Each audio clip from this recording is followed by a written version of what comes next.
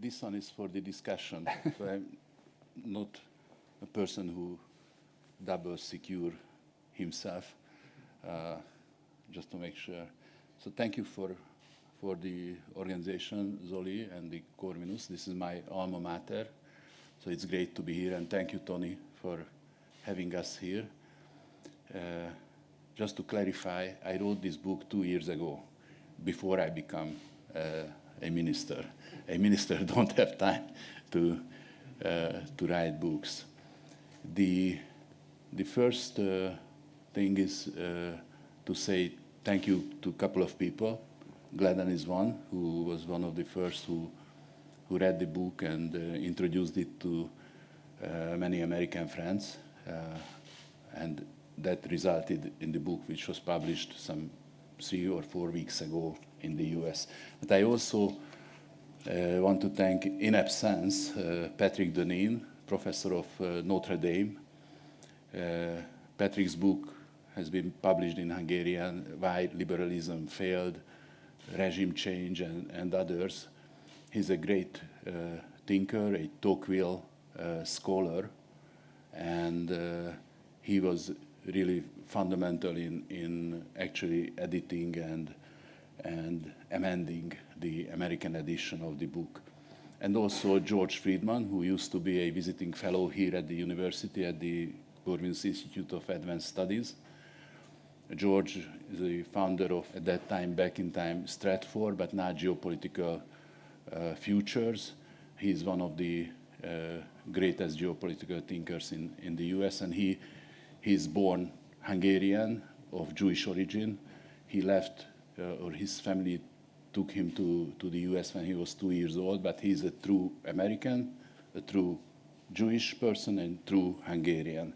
And he was kind enough to write a afterword to the book reflecting on his experience and how a Hungarian would look at the US at this juncture. Now, the story of the book actually starts with George Friedman, because in 2020, George published a book titled The Storm Before the Calm.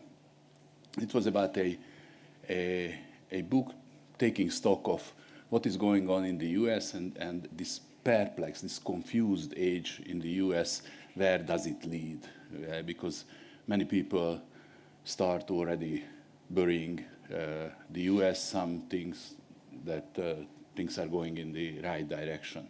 And at that time, I was the one who was supposed to write a foreword for his book.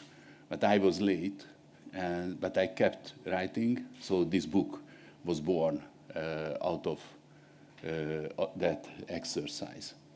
And when I wrote this, and I traveled the US more than 70 times, I cannot count. And the question that always came to my mind is the ancient Greek question, what Plato put forward.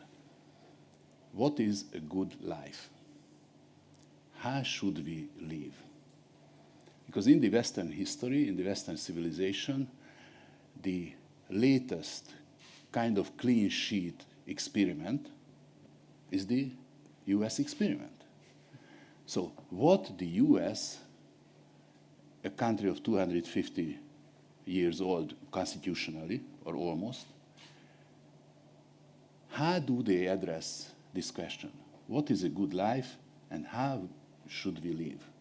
And that's important for us as individuals, and it's important for social entities as well.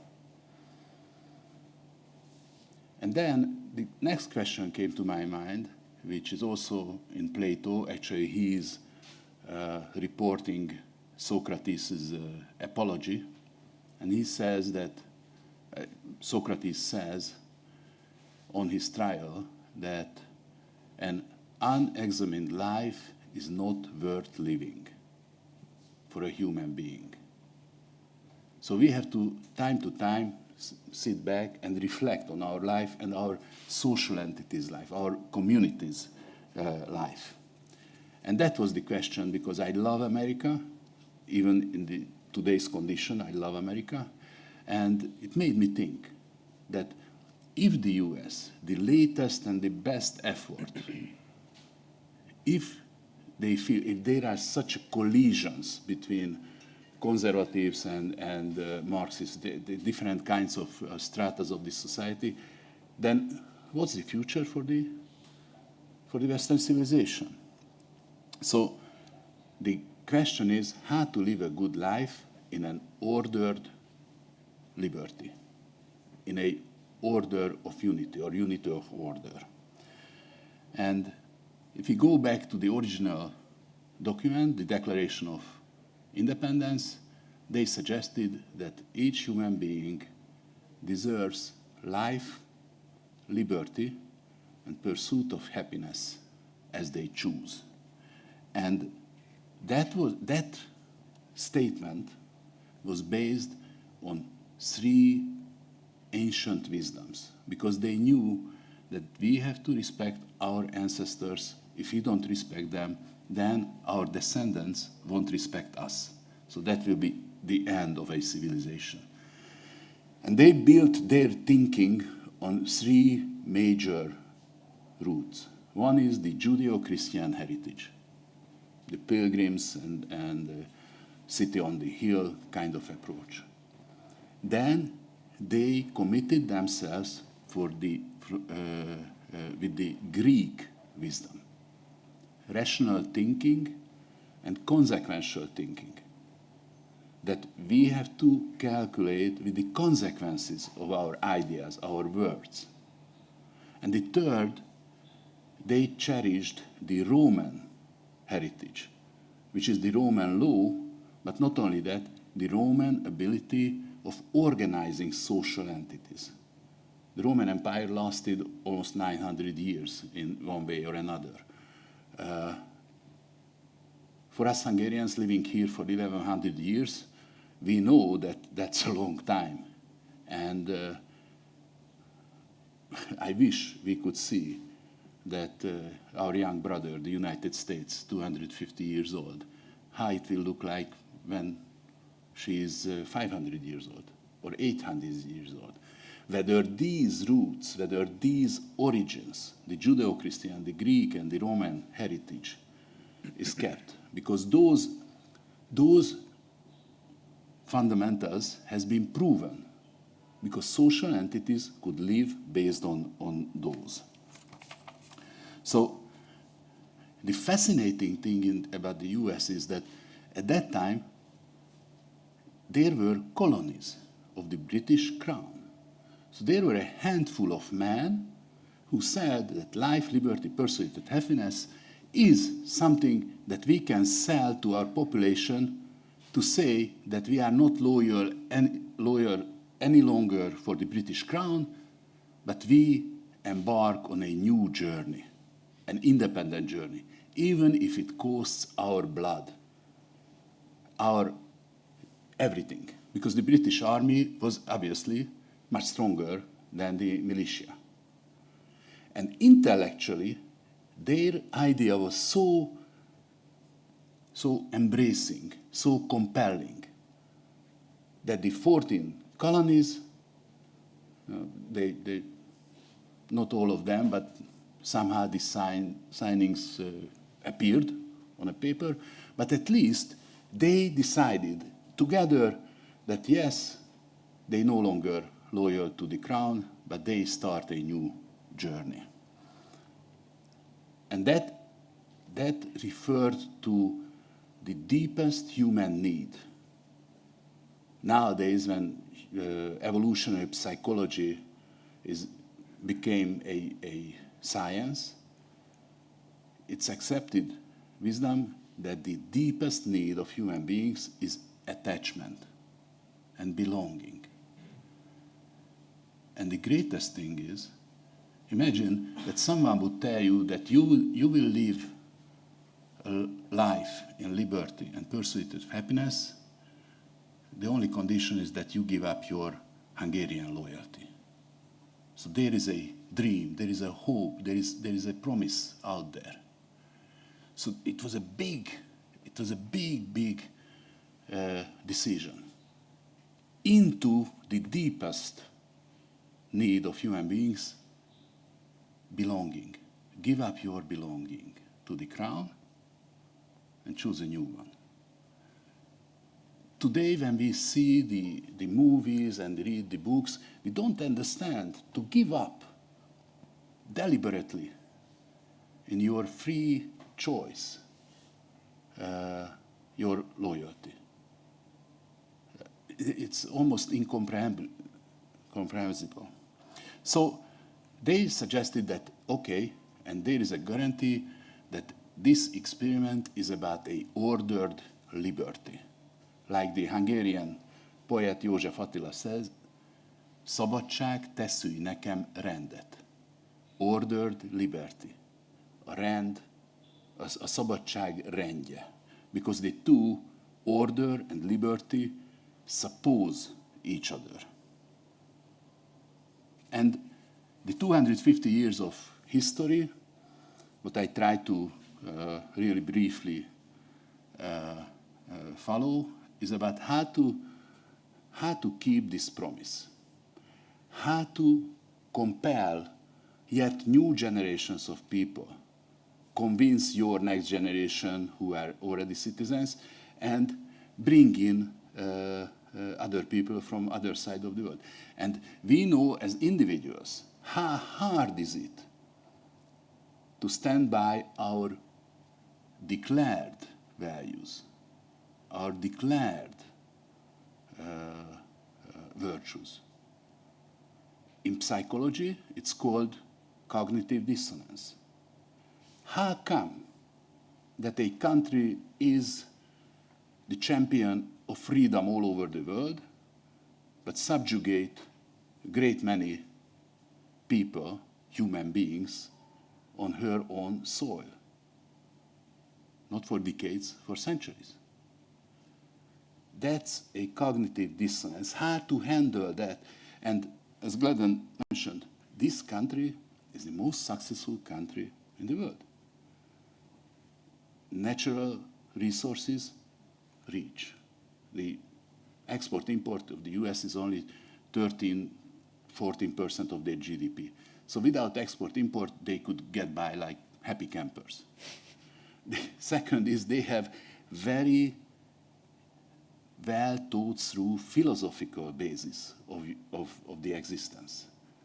And thirdly, based on these two, they created a technological, military, and economic might that is unparalleled today. And still, these fierce collisions happening in the US. So the fascinating thing is that how can a country that is so successful, how come that they are not happy with their life? What do we need?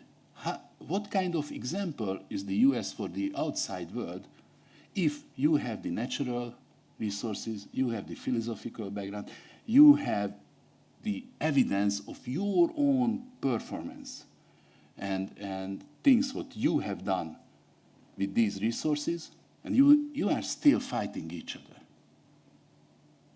And you are in security because huge country far away from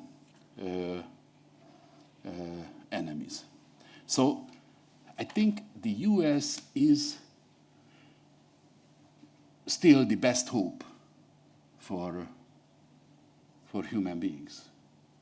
Life, liberty, pursuit of happiness. So if I translate it, justice, equality before the law, and freedom. I traveled the world and I couldn't find a combination of values and structures that would better support the flourishment of human soul and human nature. If anybody knows one, write a book about that genius. And last but not least, I think there are great many personalities in the US history, the founding fathers and others, but I think one thinker and actually a doer who has great global significance is Abraham Lincoln. And actually, in 1838, he gave an answer for that how long this American experiment can last. And if you allow me, in closing, I would quote his remarks. He gave a lecture at he was from Illinois, in a Chicago Springfield high school, college. And the topic was the perpetuation of our political institutions. So those institutions that keep the ordered liberty. And he said, at what point then is the approach of danger to be expected? I answer, if it ever reach us, it must spring amongst us. It cannot come from abroad.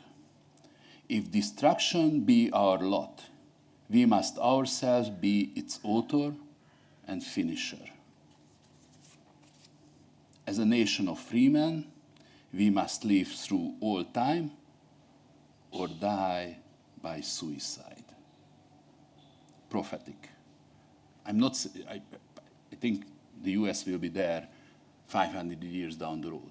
But we know that Tuscany, Montepulciano, or other places are there, but no longer Etruscans. So in the US, on the soil of the US, people will live.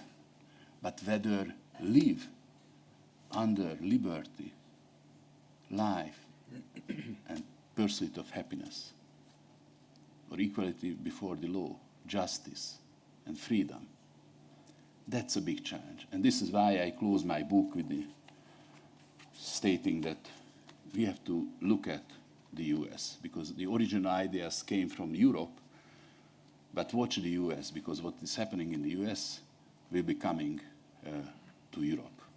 As one of our great poets wrote 200 years ago, vigyázó szemeteket ne Párizsra is, de Amerikára vessétek. Köszönöm szépen, hogy meghallgattak. Thank you very much. Well, thank you very much. We'll have